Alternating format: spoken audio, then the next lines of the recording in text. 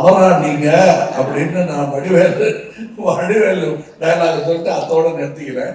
இது விண்ணியன் 2க்கானது. இது பக்கத்துல தான் அந்த பில்டிங், அங்க போய் உட்கார்ந்து அது பேசலாம். கவிஞர்களாக எல்லா உணர்வுகளையும் உணர்ந்து பார்க்கலாம், தப்பு இல்லை, அதுபடிதான் வாழணுங்கிறது இல்லை. இது ஒரு கலை படைப்பு. ரௌத்ரம் பழகு என்று பாரதியார் சொல்லிட்டதுனால எல்லார்கிட்டையும் பழக வேண்டியது இல்லை.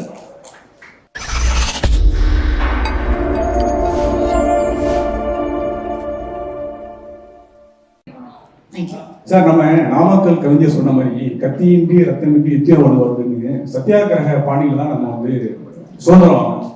இந்த படத்துல நான் காந்தி வழியில போறோம், நீங்க போங்க, நான் நேதாஜி வழியில போறேன் அப்படின்னு சொல்லி நீங்க சொல்றீங்க. இன்றைய சூழ்நிலை, இன்றைய காலகட்டம், சமூகம், இன்றைய அரசியலுக்கு எதிராக நம்ம நேதாஜி வழியில போகணுமா, அந்த கோபத்தையும் அந்த இதையும் எடுக்கணும்னு மட்டும் சொல்ல வருதா, அப்படி வரணும்னு நீங்க நினைக்கிறீங்களா? அதாவது நம்ம கலைஞர்களாக எல்லா காலகட்டத்தையும் தொட்டு பார்க்கலாம், கவிஞர்களாக எல்லா உணர்வுகளையும் உணர்ந்து பார்க்கலாம், தப்பு இல்லை, அதுபடிதான் வாழணுங்கிறது இல்லை. இது ஒரு கலை படைப்பு. ரௌத்ரம் பழகு என்று பாரதியார் சொல்லிட்டதுனால எல்லார்கிட்டையும் பழக வேண்டியது இல்லை. அந்த மாதிரி இந்த நேதாஜியின் வீரத்தை ஒட்டுமொத்தமாக மறக்க வேண்டிய அவசியம் கிடையாது. நமக்கு காந்தியின் பொறுமையை ஒட்டுமொத்தமாக இழக்க வேண்டிய அவசியமும் நமக்கு கிடையாது. இது ரெண்டையும் எப்படி கம்பைன் பண்றதுங்கிறது யோசிக்கணும். நேதாஜியின் வீரம் என்பது வெட்டுக்குத்து மட்டும் இல்லைங்க.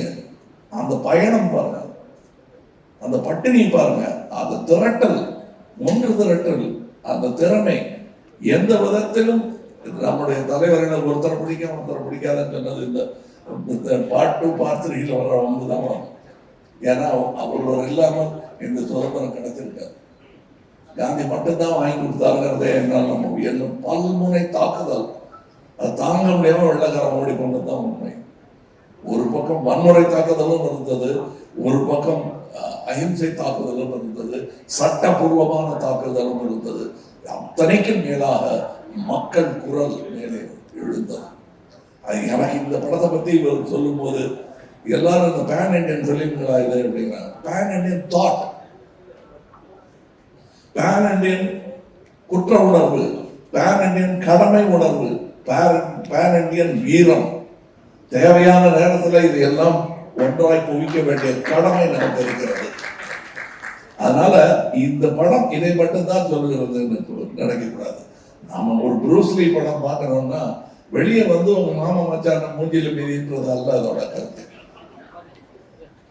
அது அப்படி பாருங்க, ஒரு கலையை எப்படி எல்லாம் கொண்டு போய் இருந்தாலும் ரசிச்சுட்டு வீட்டுக்கு எல்லாரோடையும் உட்காந்து சந்தோஷமா விருந்து சாப்பிட்டு அதை விமர்சனம் படுத்த வேண்டும். இது ஒரு கான்சியன்ஸ் வேணாம் செய்யாதேன்னு நீங்க தவறுகளே செய்யும் பொழுது ஒரு குரலுக்கு நீங்கள் செவிசாய்க்க மறந்ததனால தான் அந்த தவறை எழுந்திருக்கும். தடிக்கு விழுறதுல இருந்து தற்கொலை பண்ணிக்கிறதுல இருந்து எதை எடுத்துக்கிட்டாலும் நீங்க உங்கள் மனசில் சொல்லிக்கொண்டே இருக்கும் ஒரு நியாயமான குரல், வேண்டாம் அதை செய்யாத. நல்லது செய்யும் போதும் பல சிக்கல்கள் நமக்கு வரும்போது இல்லை செய்யுங்கன்னு அப்படி சொன்னதுனாலதான் சங்கர் பார்ட் 2 பார்ட் 3 எடுக்கிறாங்க. உள்ள ஒரு குரலை சொல்லிக்கிட்டே இருக்க, வேண்டாம் இந்த விஷப்பரீட்சை எதுக்குன்னு கூட 4 பேர் சொன்னா கூட அதை விஞ்சி அந்த கருத்தை ஏற்றுக்கொள்ளுதல். அது மாதிரி வன்முறை நமக்குள்ள இருக்கும். கோபம், நாக்க வெட்டணையா அப்படிங்கிறதெல்லாம் செஞ்சு பார்க்க கூடாது, சொல்லி பார்க்கலாம், செஞ்சு பார்க்க கூடாது. அந்த மாதிரி கலையில் அதை சொல்லி காட்டுவது தானே தவிர இது ரொம்ப சீரியஸா நீங்க எடுத்துக்கூடாது வன்முறை ஏற்பட்டு. சார், இந்த கேள்வி உங்களுக்காக. ஆஃப்டர் இந்தியன் 2 ட்ரெய்லர் ரிலீஸ் ஆன பிறகு சோஷியல் மீடியால கிடைச்ச ரிவ்யூஸை எப்படி பாக்குறீங்க? பிளஸ் 90s கிட்ஸ் இந்த படத்தை அதாவது பார்ட் 1 ரீவிசிட் பண்ணிட்டு வரணுமா வேணாமா? இல்லை, சோஷியல் மீடியா அதை நம்ம அக்செப்ட் பண்ணி தான் ஆகணும். ஏன்னா அதில் வர நல்ல விஷயங்களை எடுத்துக்கணும், நெகட்டிவிட்டி சில தேவையில்லாத விஷயங்கள் நம்ம அவாய்ட் பண்ணிடணும். மெயினாக சோஷியல் மீடியாவில் நெகட்டிவான விஷயங்கள் வரும்போது அதோடைய யூசர் நேம் அந்த ப்ரொஃபைல்குள்ளே போய் பார்த்தா அவங்க யாருன்னு தெரியுது. ஸோ அதில் எந்த அளவுக்கு உண்மை இருக்கா இல்லை வேணும்னுட்டு நெகட்டிவிட்டி பரப்புறாங்களான்றது புரிஞ்சுக்க முடியுது. ஸோ அதை நம்ம அண்டர்ஸ்டாண்ட் பண்ணிட்டு அதை எப்படி பேலன்ஸாக எடுத்துக்கணுன்றது சொல்றது புரியுது. அடுத்தது என்ன கேட்டீங்க? இந்த படத்தை ரீவிசிட் பண்ணிட்டு வரணுமா, அதாவது இந்தியன் 1 வந்து ரீவிசிட் பண்ணணுமான்னு கேட்டேன். பண்ணாலும் நல்லதுதான், பண்ணாம வந்தாலும் இந்த படம் ஒர்க் ஆகும். சங்கர் சார் உங்களுக்கு ஒரு கேள்வி. சொல்லுங்க. இந்த மாதம் 30ஆம் தேதி வந்தால் ஜென்டில்மேன் ரிலீஸ் ஆகி 31 வருஷம் நிறைவடையும். 31 வருஷத்துல உங்களுடைய நிறைய ஆசைகள் நிறைவேறியிருக்கும். நிறைவேறாத ஆசைகள் ஏதாவது பட்டியல் சொல்ல முடியுமா? நடிகர் திலகத்தை இயக்காதது உள்பட. இல்லை, நிறைய இருக்குங்க. நிறைவேறாததை விட நிறைவேறதை நினைச்சு நான் ரொம்ப சந்தோஷப்படுறேன். அதில் மெயினாக கமல் சாரோட 2 படம் பண்ணிட்டேன். இப்போ மூணு படம் ஆயிடுச்சு. வேற என்னங்க வேணும்? நிறைவேறதை வச்சு நான் சந்தோஷப்படுறேன். கமல் சார் இந்தியன் ஃபர்ஸ்ட் பார்ட்ல உங்களுக்கு 3 ஜோடி இருந்தது. இதுல 3 அழகான ஹீரோயின் இருந்தும் உங்களுக்கு ஜோடி இல்லை. அதாவது என்னுடைய ஜோடி அப்படிங்கிறது ஒரு பெண்ணாக தான் இருக்கணுங்கிறது இல்லை. என்ன காரணம், கல்யாணத்தோட முடிஞ்சு போயிடாது வாழ்க்கை.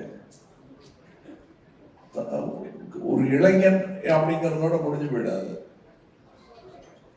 இப்ப எல்லாருமே தாத்தா வராருன்னு சொல்றத சந்தோஷமா ஏத்துக்கிட்டு இருக்கேன். அதுக்கு முன்னாடியே வித்து போட்டவரு சங்கர் அவருக்கு நன்றி சொல்லணும், மணிரத்னத்துக்கு நன்றி சொல்லணும். 30 வயசு 35 வயசுக்குள்ள என்னை இந்த மாதிரி வேஷங்கள் போட்டதுனால வயோதிக பயம் என்பதை இந்த இருவரும் வைத்தியம் பண்ணி நீக்கிட்டாங்க. இதுக்கு இதை விட பெரிய பயம் கொடுக்காதான் நான் எனக்கு எதுவுமே இருக்க முடியாது.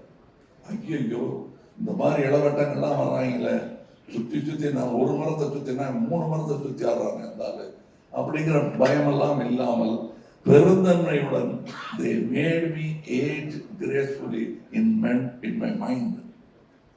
அதனால எனக்கு ஜோடி இல்லை, நீ இவங்களுக்கெல்லாம் நல்லா ஜோடியை பார்த்து கல்யாணம் பண்ணி தலையெல்லாம் அரிசி அளவுக்கு அச்சதை போட்டு இதெல்லாம் பார்க்கணும்னு ஆசை வரவழைச்சிட்டாங்க. அதுக்கு நன்றி தான் சொல்லணும். ஜோடி இல்லையான்னு எத்தனை நாள் தான் வருத்தப்பட்டு இருக்கிறது. ராமானுஜாச்சாரியர்களுடைய ஜோடி அந்த திருவரங்கம் தான். என்ன திடீர்னு பக்தி பேசுறாங்க, நான் எல்லாம் பேசுவேன். அது அவருக்கு ஜோடி இல்லையே அப்படின்னா அதெல்லாம் ஒரு வாழ்க்கையில் ஒரு கட்டம். அதை நான் ரொம்ப ரசித்தேன். இதில் எனக்கு ரொம்ப பிடிச்சிருந்தது இந்த படத்தில். அதை போய் எத்தனை பாட்டு எத்தனை டான்ஸ் எல்லாம் கேட்டுக்கலாமா, எத்தனை குத்து எத்தனை அதில் எத்தனை சத்து நீங்கள் படத்தை எடுத்தீங்க அப்படின்னு கேட்டாலும் சந்தோஷமா இருக்கு. எங்க ஒரு செக்யூர் ஆக்டர்னு கேள்விப்பட்டிருக்கீங்கல்ல, இவ்வளவு செக்யூர் ஆக்டர் நான் உலகத்துல பார்த்தது கிடையாது, பார்க்கவும் மாட்டேன். அவர் இருக்கிற ஒரே காரணத்துக்காக தான் நான் ஷூட் பண்ண எல்லா ஷாட்டும் நான் பேசின எல்லா வசனமும் படத்துல இருக்கு. அவர் அவ்வளவு செக்யூரான ஒரு actor. So please in every way Kamal sir மாதிரி ஒரு கோ ஆக்டர்லாம் it's impossible to see. Because அவர் சினிமா தான் ஃபர்ஸ்ட் பெடஸ்டல்ல வைக்கிறாரு, தன்னை வச்சுக்கவே மாட்டார். அதுதான் அவரோட மிகப்பெரிய பெருந்தன்மை. And thank you Kamal sir for the democracy you brought to this set. Thank you so much. எனக்கு மட்டும் இந்த படத்தில் நடிச்சவங்க எல்லாருக்கும் அவர் டெமோக்ராட்டிக்கா இருந்திருக்காரு. அண்ட் செட் ஒரு நியூ கமர்ஸோட செட் மாதிரி இருந்தது. It's unbelievable. So thank you sir. Sir பொதுவாக படங்கள்ல வசனங்கள் இருந்தாலே அரசியல் வசனங்கள் இருந்தாலே அதுக்கு நிறைய சென்சார் கொடுப்பாங்க. ஸோ இந்தியன் 2க்கு எத்தனை கட்டுகள் சென்சார் கொடுத்துருக்காங்க சார்? நீங்க ஆல்ரெடி வந்திருக்கு. அது என்னென்ன கட்டு ஒரு டயலாக் கட்ஸ் வந்துச்சு, கெட்ட வார்த்தைகள்லாம் நீக்க சொன்னாங்க. சில கிளாமரா இருக்கிற சில இதெல்லாம் கொஞ்சம் இது பண்ண சொன்னாங்க, லைக் கொஞ்சம் அவுட் ஃபோக்கஸ் பண்ண சொன்னாங்க. இவருக்கு நான் பதில் சொல்றதா நினைச்சிட வேண்டாம். சென்சாரோட எனக்கு எப்பவுமே ஒரு பேச்சுவார்த்தை நடந்துகிட்டே இருக்கும். நல்லபடியாக தான், ஒன்றும் இல்லை. நான் சின்ன பிள்ளையா இருக்கும்போது ஸ்கூல்ல நிறைய கெட்ட வார்த்தை கவிதைகள் எழுதிட்டேன்னு ஒரு கம்ப்ளைண்ட் வந்தது வீட்டுக்கு. அது இதுலேருந்து தப்பிக்கவே முடியாது, என்னை விட்டே துரத்திடுவாங்கிற பயத்தில் இருந்தேன். தகப்பனாரால் ஊர்ல இருந்து வரவழைச்சிட்டாங்க எங்க அம்மா. இவர் அதெல்லாம் எடுத்து பார்த்தாரு, என்ன எழுதியிருக்கேன்னு. தமிழ் சந்தம் மொழி தலையன் சீரம் சரியில்லைன்னா பார்த்தாதான். பாட்டெல்லாம் நல்லா இருக்கு, தலையும் சரியில்லை, இல்லை கெட்ட வார்த்தையெல்லாம் எழுதியிருக்கேங்க. ஒண்ணு பண்ணு, நீ டாக்டருக்கு படி, இதெல்லாம் பாடமா மாறிடும் அப்படின்னாரு. நீ என்னென்ன வார்த்தைகள் ஏற்படுத்திருக்கியோ இதெல்லாம் டாக்டருக்கு படிச்சீங்கன்னா அது பாடமா மாறிடும். இல்லை இல்லையா? உறுப்புகள் பெயரெல்லாம் அவங்க சொல்லியிருப்பாங்க. அவ்வளவுதான் கெட்ட வார்த்தை, வேற என்ன கெட்ட வார்த்தை? இல்ல ஆண் மக்கள் தங்கள் செய்ய முடியாத தொழிலை பெண்கள் செய்யும் அந்த பொறாமையில அவங்க அந்த தொழிலை இழிவா பேசுறது தான் கெட்ட வார்த்தை. இவங்களால செய்ய முடிஞ்சிருந்தா அது கெட்ட வார்த்தையாவே மாறி இருக்காது. இவ்வளவுதான். இந்த கெட்ட வார்த்தைங்கிறதுக்கு நாம் சென்சாருக்கு விடுக்கும் தூது. இது கலைஞன் ஒரு ஜெயகாந்தன் மாதிரியா இருக்கிற ஒரு எழுத்தாளர் தன் கதையை தன் கேரக்டரை ஆழ பதிவு செய்வதற்கு இந்த கெட்ட வார்த்தைகள் மிகவும் பயன்படும். கெட்டதையும் நல்லதையும் பக்கத்தில் வச்சாதான் இது உப்பு இது காரம்னு தெரியும். அதனால சென்சார் கிட்ட நான் விடுக்கும் வேண்டுகோள், இந்தியன் படத்துக்கு இல்லை, அதான் முடிச்சு சர்டிபிகேட் வாங்கிட்டு நினைக்கிறேன், நான் விடுப்பது இனி எழுதவிருக்கும் படங்களுக்கு. ஏன்னா நீங்க தடுத்துட்டதுனால என் பிள்ளைகள்லாம் தெருவில் கெட்ட வார்த்தை கேட்காம தப்பிச்சிருப்பான். கண்டிப்பா எல்லாரும் எல்லா நேரமும் கேட்டுட்டு இருக்கிற வார்த்தை அது எது தரம் குறைந்தது, எது தரம், நம்ம போடுற சட்ட கலர்ல எது வசதியானது, எது விலை குறைந்தது, எது காடியானது, எது கம்மியானதுங்கிறத நம்மளை முடிவு பண்ண வைப்பது நம்மளுடைய சுற்றுச்சூழல் தானே. அந்த மாதிரி இது நடக்கும். தயவு செய்து இப்ப இவர் காட்டுற வில்லன் இவர் அல்ல. ஆனா அந்த வில்லன் அவர் யோசிக்கிறார், இப்படி ஒருவர் இருப்பது சமுதாயத்துக்கு கேடு இருக்குது, இதெல்லாம் அனுமதிக்கணும், காட்டணும். இன்னும் வன்முறையினால் வரும் வன்முறையை சந்தோஷமான நிகழ்வா படத்துல காட்டாம அது வலிக்கிற மாதிரி காட்சிகளா அதை காட்டினோம்னா வாழ்க்கையில நிகழாது. இது தூது, அவ்வளவுதான். சங்கர் சார், இந்தியன் 1, இந்தியன் 2 இது ரொம்ப சேலஞ்சிங்கா இருந்தது. Kamal sir, S J. சூர்யாவோட காம்பினேஷன் எப்படி வந்துருக்குன்னு சொல்லுங்க சார். சேலஞ்சிங் தாங்க. ஏன்னா மெயின் சேலஞ்சே பார்ட் 1 வந்துருச்சு. அது என்ன கதாபாத்திரம், அவர் என்ன பண்ணுவார், எப்படி அட்டாக் பண்ணுவார், எல்லாமே ஓப்பன் சீக்ரெட். இதெல்லாம் மீறி பார்ட் 2 பண்ணணும்னா என்ன பண்ணுவீங்க நீங்கள்? ஸோ கிட்டத்தட்ட ஒரு 28 வருஷம் ஆச்சுன்னா ஒரு 20 வருஷமா இந்த பார்ட் 2 கதை பண்ணணும்னு சொல்ற உணர்வு இருக்கு. ஆனால் கதை அமையல.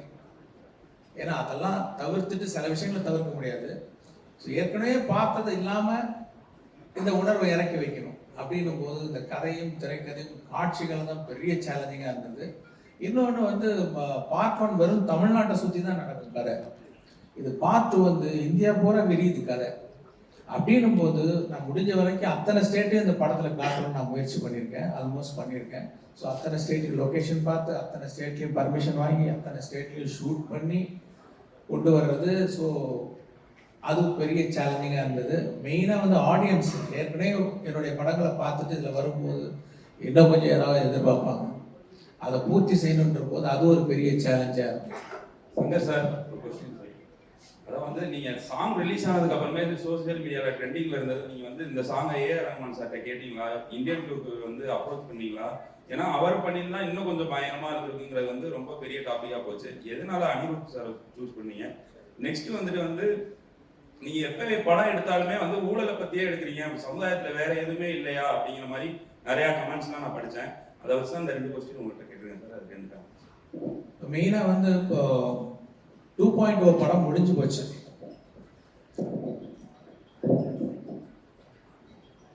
2.0 படம் முடிஞ்சு போச்சு. ஆனால் என்னென்னா அதோடைய சிஜி, அந்த பெரிய பேர்டு கேரக்டர் அவர் சிஜி கம்பெனி ப்ராமிஸ் பண்ண டயத்தில் நான் எதிர்பார்த்த மாதிரி அவங்களால டெலிவர் பண்ண முடியல. அப்படின்னும் போது அதை அப்படியே படத்தில் விட்டால் அது கண்டிப்பாக ஸ்பாயில் பண்ணிடுவோம். திருப்பி ஸ்க்ராட்ச்லேருந்து அந்த பேர்டை கிரியேட் பண்ண வேண்டிய ஒரு சுச்சுவேஷன் இருந்துச்சு. ஸோ அந்த பேர்டை திருப்பி கிரியேட் பண்ணி அதோடைய போஸ்ட் ப்ரொடக்ஷன் விஎஃப்எக்ஸ்லாம் முடியறதுக்கு 1 வருஷம் ஆகும் அப்படிங்கிற ஒரு சூழ்நிலை வந்தது. அதுக்குள்ளே நான் அந்த கதையை ரெடி பண்ணிட்டேன், சார்கிட்டையும் ஃபுல்லாக சொல்லிட்டேன். அவங்களும் அந்த கதை பிடிச்சிருக்குன்னு சொன்னாங்க. ஸோ பிப்ரவரி, அதாவது இந்த 2.0 நவம்பர் ரிலீஸ் ஆச்சுன்னு நினைக்கிறேன், அக்டோபர் ஆர் நவம்பர். பிப்ரவரியில் நாங்கள் ஷூட்டிங் போகிறதுக்கு ரெடி ஆகிட்டோம் இந்தியன் படத்துக்கு. சாரும் பிப்ரவரி டேட்ஸ்லாம் கொஞ்சம் ஒதுக்கி வச்சு போயிடலாம் அப்படின்ற மாதிரி சொன்னாங்க. அப்போது ரஹ்மான் பேக்ரவுண்ட் ஸ்கோர் பண்ணிட்டு இருக்காரு. ஸோ 2.0 பேக்ரவுண்ட் ஸ்கோர் ஹெவி, ரொம்ப கஷ்டம், அது பெரிய பேர்டன் அவருக்கு. ஸோ அது மேலே நீங்கள் சாங்கையும் போய் கம்போஸ் பண்ணி கொடுங்கன்னு கேட்டோன்னா ப்ராக்டிக்கலாக it's very difficult for Rahman sir. அப்படிங்கும்போது படம் ஆரம்பிக்கிறோம், ஆனால் பாட்டெல்லாம் வேணும் அப்படின்னும் போது இந்த பக்கம் அனிருத்தருடைய மியூசிக் நான் ரொம்ப ரசிக்க ஆரம்பிச்சேன். நான் எல்லாருடைய மியூசிக் லைக் பண்ணுவேன், லைக் யுவன் சங்கர் ராஜா, அண்ட் ஹாரிஸ் ஜெயராஜ், அப்புறம் சந்தோஷ் நாராயண் நல்லா பண்ணிட்டு இருக்காரு. ஸோ எல்லாரோடையும் ஒர்க் பண்ணணும்னு எனக்கு வந்து ஒரு இது இருந்துகிட்டே இருக்கும். அப்போ அனிருத்தோடைய மியூசிக்லாம் அவர் போட்டுட்டு வர பாட்டெலாம் எனக்கு ரொம்ப பிடிச்சிருந்து. ஸோ அவர் இசையை நான் ரசிக்கிட்டு இருந்தேன். ஸோ இப்படி ஒரு சுச்சுவேஷன் வரவும் சரி இதை வந்து இதுக்கு மேலே பேர்டன் கொடுக்கான ரஹ்மான் சார்னு சொல்லிட்டு இந்த படம் வந்து அனிருத் பண்ணட்டும்னு சொல்லிட்டு டிசைட் பண்ணி அப்படி பண்ண படம் தான். சார் கமல் சார் உங்கள்கிட்ட ஒரு கேள்வி சார். தேவிமணி கேட்குறேன். மைக்ல மட்டும் உங்களுடைய கேள்விகளை கேளுங்க sir. Thank you very much. Hello Kamal sir, நான் தேவிமணி கேட்குறேன். எடுத்திருக்கீங்கன்னு வந்து கமெண்ட் வந்து கேட்டிருந்தேன். நீங்க அதை மட்டுமே வந்து மையமா எடுத்துக்கிறீங்க. Can you repeat your question please? இப்போ நீங்கள் மற்ற படங்கள்லாம் பண்ணியிருக்கேன், காதலன் பண்ணியிருக்கேன். இப்போ இருக்க ஜெனரேஷனுக்கு இப்போ வந்துட்டு நீங்க திருப்பி அதே பண்றப்போ இப்பயும் நீங்க பாருங்களேன், இப்போ என்னன்னா இப்போ நீங்கள் நியூஸ் பேப்பர் எடுத்தீங்கன்னா வந்து வர நியூஸ்லாம் பாருங்க, அதெல்லாம் இருக்கு இல்லையா, நியூஸ்ல இன்னும் வந்துட்டு தானே இருக்கு. அப்படின்னும் போது சொல்லிட்டாருங்க பதில். குட் ஆன்சர் சார், முடிச்சிங்க சார். சார் தேவிமணி கேட்குறேன். அதாவது இந்த மாதிரி சமூக விழிப்புணர்வு உள்ள படங்களை வந்து அரசியல் கட்சிகள் வந்து தங்களுடைய வளர்ச்சிக்கு பயன்படுத்திக்குவாங்க. இந்த இந்தியன் 2 படத்தை உங்களுடைய அரசியல் பிரவேசத்துக்கு, அதாவது மன்னிக்கணும், உங்களுடைய அரசியல் பயணத்துக்கு பயன்படுத்திக்கலாம். நான் மட்டும் இல்லைங்க, நேர்மையான எந்த அரசியல்வாதியையும் பயன்படுத்திக்கலாம். அத்தனை நல்ல அரசியல் இந்த படம் பேசுகிறது. அதாவது பேன் இண்டியன் படமான்னு கேட்குறாங்க. கதாநாயகனே பேன் இண்டியன், அந்த கதையே பேன் இண்டியன்.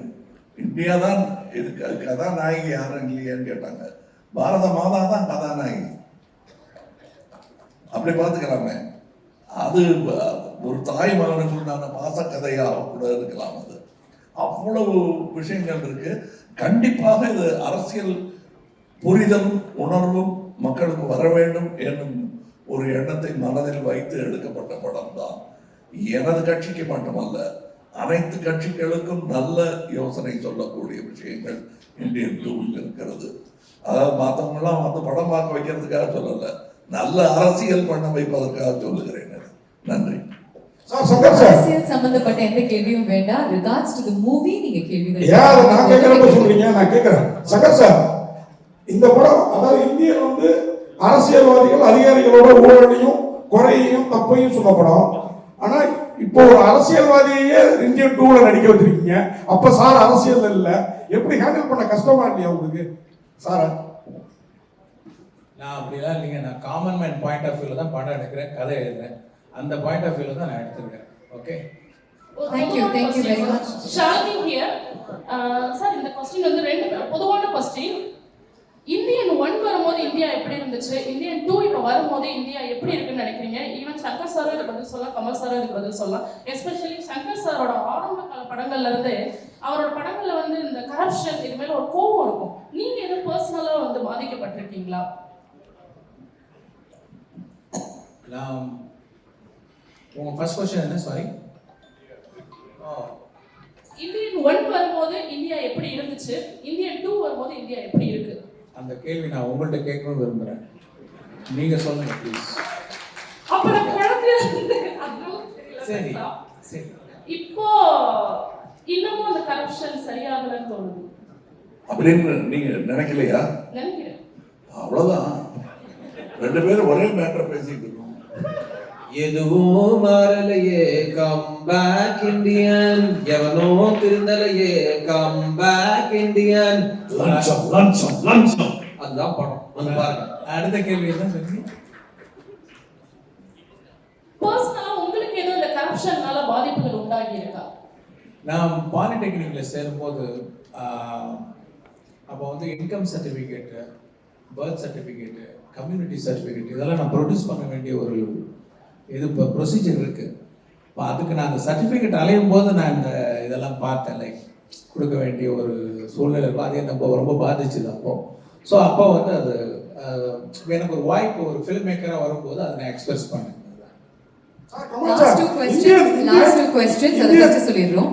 இந்தியன் 1 வந்து நீங்க வந்து சொன்னீங்க பெர்ஃபார்மன்ஸ் பிரசன்ஸ்லாம் இப்ப இந்தியன் 2ல சூப்பரா இருக்கு. இந்தியன் 1ல உங்களோட ரொமான்ஸும் எவ்வளவுக்கு எவ்வளவு அந்த ஊழல் எதிர்த்த அரசியல்வாதி ஈக்குவலா இருந்ததோ அதை நாங்க இதுலயும் எதிர்பார்த்தோம். இதுல இந்தியன் தாத்தாவா மட்டும் வரீங்களா, இந்தியனாவும் வரீங்களா? பார்ட் 3லயாவது எங்களுக்கு ஏற்ற அந்த ரொமான்ஸும் இருக்குமா? ஏங்க, என்னை தவிர யாருமே ரொமான்ஸ் பண்ணக்கூடாதுன்னு நீங்க எப்படிங்க சட்டம் பண்ணலாம்? டைரக்டரே போடாத அந்த சட்டத்தை நீங்க போட முடியாது. உங்களுக்கு பார்ட் 3 பத்தி பேசக்கூடாதுன்னு ஒரு இன்டரிம் இது வாங்கியிருக்காரு, கேங் ஆர்டர் வாங்கியிருக்காரு அவரு. ஏன் சார் நீங்க அதுக்கு போயிட்டீங்கன்னா எல்லாம் அந்த பக்கமே பார்த்துக்கலாம், அது பேசாதீங்க சார் அப்படின்றாரு அவரு. அதனால நான் அதை பத்தி பேசல, அதை பத்தி பேசவும் வேணாம். உங்களுக்கு நீங்க பாருங்க, உங்களுடைய குறைகள் எல்லாம் தீரும். உங்கள் கேள்விக்கான பதில் அதிலும் இருக்கிறது, இதிலும் இருக்கிறது. கடைசி கேள்வி இது. Kaushik from DT Next sir. இந்த படத்துக்கு 3 ரைட்டர்ஸ் மொத்தம் வந்து நீங்க சூஸ் பண்ணிருக்கீங்க. 3 ரைட்டர்ஸ் வொர்க் பண்ணிருக்காங்க இந்த படத்துக்கு. அண்ட் சார் இங்க ஹாய் சார், 3 ரைட்டர்ஸ் இந்த படத்துக்காக வந்து ஒண்ணா வந்திருக்காங்க. அண்ட் இது எந்த அளவுக்கு வந்து ஸ்கிரிப்ட் வந்து அந்த 3 ரைட்டர்ஸ் இந்த படத்துக்கு ரெக்வயர் பண்ணுது, அண்ட் அவங்க 3 பேரையும் ஒரே பேஜ்ல வந்து நீங்க வெச்சதுக்கான அந்த ப்ராசஸ் பத்தி சொல்லுங்க sir. Because it's very interesting process. 3 ரைட்டர்ஸ்ங்கிறது ஒரு விஷனுக்காக வரதுங்கிறது.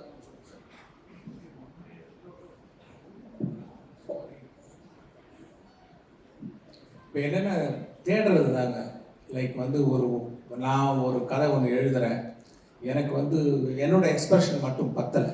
ஏன்னா நான் படித்த புஸ்தகங்கள், நான் கேள்விப்பட்ட விஷயங்களை பேஸ் பண்ணி நான் ஒரு கதையும் ஒரு திரைக்கதை ஒன்று எழுதுறேன்.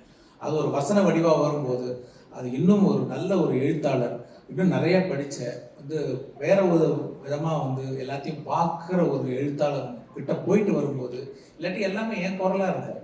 ஒரு ரைட்டர்கிட்ட போயிட்டு வரும், ஒவ்வொரு கதாபாத்திரத்துக்கு வேற வேற குரல் ரொம்ப ஒரு அழகாக வரும். அந்த ஒரு காரணத்துக்காக தான் நம்ம வந்து ஒரு ரைட்டர்கிட்ட கொடுக்குறோம். அவங்க அதை பண்ணி கொடுக்குறாங்க.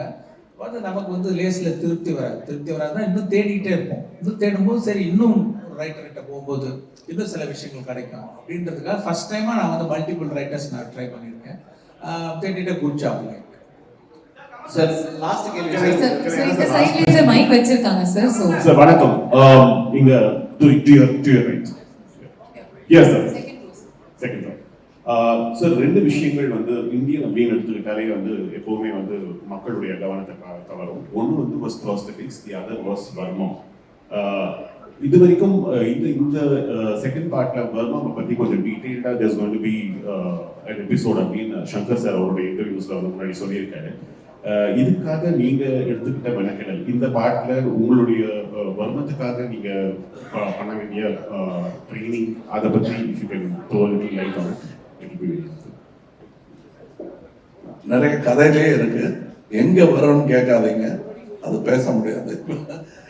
பட் கதையிலேயே எங்கிருந்து இவன் கற்றான், எதனால் இதை கற்றான், யார் கற்றுக் கொடுத்தார்கள், இந்த விஷயங்கள்லாம் இருக்கு கதையில. அது பகுதி பகுதியாக சொல்லப்பட்டிருக்கிறது.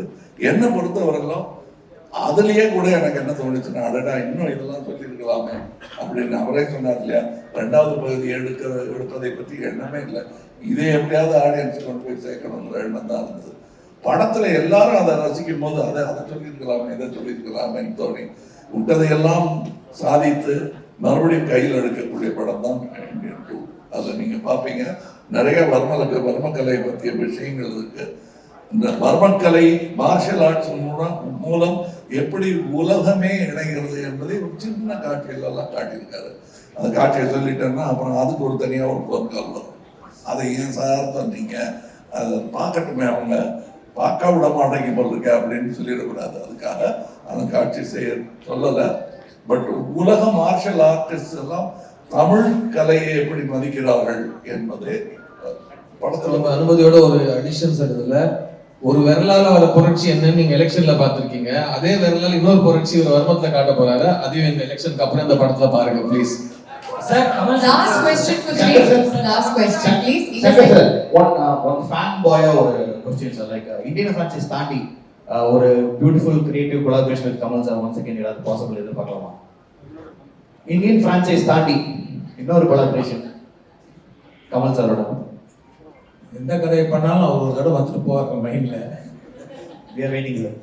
எங்க பாய்ஸ் 2 வந்தாலும் அவர் தான் ஃபர்ஸ்ட் வருவாரு.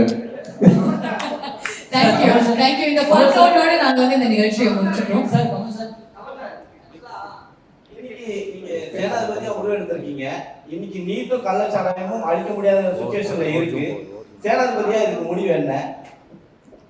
அதாவது நான் கள்ளச்சாராயத்தை பற்றி பல இடத்துல பல ஊடகங்கள் சொல்லியிருக்கேன். இது எல்லாரையும் பாதிக்கிற விஷயங்கிறதுனால இதோட பேசிக்கணும் நடத்திடுறேன். கள்ளச்சாராயம் வருவதற்கான காரணமே மது விலக்குத்தான். வள்ளுவர் மது விலக்கை பத்தி எழுதுறாருன்னா அப்பவே இருந்திருக்காது பெருசா. இது மத விலக்கி வச்சுட்டா அவனே மனதில் முடிவு செய்ய வேண்டும், இது உடம்புக்கு கெடுதல் என்று. விஷம் இதுதான், நெருப்பு இதுதான், இதை தொடக்கூடாது, இதை உண்ணக்கூடாது என்னும் உணர்வு பொது வழியில் வர வேண்டும். அப்பதான் இது போகுமே தவிர மது விலக்கு பண்ணி வச்சுட்டா கள்ளச்சாராயம் மிகும். அதனால் கள்ள சந்தை பெருகும், கள்வர்கள் பெருகுவார்கள். உலகநாயகன் கமலஹாசன் நாங்க வந்து ஃபியூச்சர்ல நாங்க கேட்டு இருக்கோம். இப்போ வந்து உலகநாயகன் தாத்தான்னு ட்ரெண்டிங் போயிட்டு இருக்கு. நீங்க கூட ஸ்டேஜ்ல சொன்னீங்க, நான் இப்போ கூட தாத்தா தான் என் பொண்ணு மனசு வச்சான்னு சொன்னீங்க. ஏன் சார் அது மாதிரி சொன்னீங்க? சொல்லக்கூடாதுங்கிறீங்களா? சொல்லலாம் சார். நீங்க அதாவது இதெல்லாம் நீங்க பண்ணி வைக்கிற கோளாறு தான். தாத்தான்னு சொன்ன என்ன, நான் தாத்தா தானே. காந்திய தாத்தான்னு சொல்லி என்ன குறைஞ்சு போயிட்டாரா? இல்ல பெரியார தாத்தான்னு கூப்பிட்டா குறைஞ்சு போயிடுவாரா? ஐயான்னு கூப்பிடாம தாத்தா பெரியார் தாத்தான்னு நான் சொன்னேன்னா ஒன்றும் அந்த தாடிக்கு டையெல்லாம் அடிக்க முடியாது. உள்ள மனசு மாதிரி அந்த வெள்ளை மறுபடியும் வெளியே வந்துடும். அதனால தாத்தாவா இருக்கிறதுக்காகத்தான் நாம பயிற்சி எடுத்துக்கிட்டே இருக்கோம். நீங்களும் எடுத்துக்கணும். நாளை அது நடந்தே தீரும். இந்த क्वेश्चन லாஸ்ட் இந்த क्वेश्चन உங்களுக்கு மட்டும் கேட்கலாம். தயாரிப்பாளர் சங்கத்துல சார் பாவ சார் அவங்க வந்து இவ்வளவு நேரம் உட்கார்ந்துகிட்டு இருக்காங்க. கையில மைக் இல்லைன்னா எந்த வசனத்துல பேசணுமோ அந்த வால்யூம்ல பேசிட்டு இருக்கீங்க. மைக் இருக்கு, கொஞ்சம் பார்த்து. நடிகருக்கு தடை விதிச்சிருக்காங்க. அந்த லிஸ்ட்ல வந்து கமல் சார் இருக்காரு. எப்படி பாக்குறீங்க? 4 நடிகருக்கு நடிக்க கூடாத ஒரு தடை வந்திருக்கு. அவங்க தகவல் கொடுத்திருக்காங்க. அவரா நீங்க அப்படின்னு நான் வடிவேலு டயலாக் சொல்லிட்டு அதோட நிறுத்திக்கிறேன். இது வந்து விண்ணியன் 2க்கானது. இது பக்கத்துல தான் அந்த பில்டிங், அங்க போய் உட்கார்ந்து அது பேசலாம். Thank you very much. எல்லா கேள்விகளுக்கும் நன்றி. இதோட நம்ம வந்து சிரிப்போட சந்தோஷத்தோட ஒரு லாட் ஆஃப் எக்ஸைட்மெண்ட் இந்த என்டையர் டீமுக்கு எங்களுடைய வாழ்த்துக்களை தெரிவிக்கலாம். தேங்க்யூ.